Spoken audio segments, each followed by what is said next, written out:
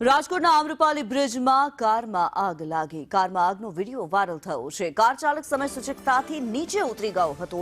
Fire વિભાગ દ્વારા આગ પર કાબુ મેળવવામાં આવ્યો.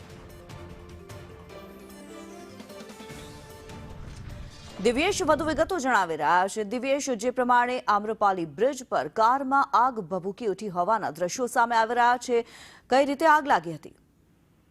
ચોક્કસ કિન્નરી, વાત કરવામાં આવે તો રાજકોટનું જે આમ્રપાલી અંડરબ્રિજ છે ત્યાંની આ ઘટના છે. કાર ચાલક છે તે તાત્કાલિક જ કારમાં આગ લાગવાની ઘટના બનતા કાર મૂકીને નાસી ગયો હતો.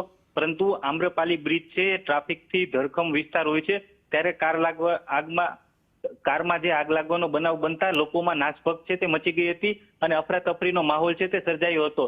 ફાયર બ્રિગેડને તાત્કાલિક આ ઘટનાની જાણ કરવામાં આવતા તાત્કાલિક તેઓ ઘટના સ્થળે પહોંચી પાણી મારો ચલાવીને આગ પર કાબુ છે તે મેળવ્યો હતો અને સદનસીબે મોટી જાનહાની છે તે ટળી છે. તો બીજી તરફ જે પ્રાથમિક તપાસ હતી ફાયર બ્રિગેડની, તેમાં શોર્ટ સર્કિટના લીધે આગ થયા હોવાનું સામે આવ્યું હતું. પરંતુ આગ લાગવાની ઘટનાથી થોડા સમય માટે ત્યાં અફરાતફરીનો માહોલ છે તે જોવા મળ્યો હતો. સદનસીબે મોટી જાનહાની છે તે ટળી છે. કિન્નરી, જી ધન્યવાદ દિવ્યેશ આ માહિતી માટે.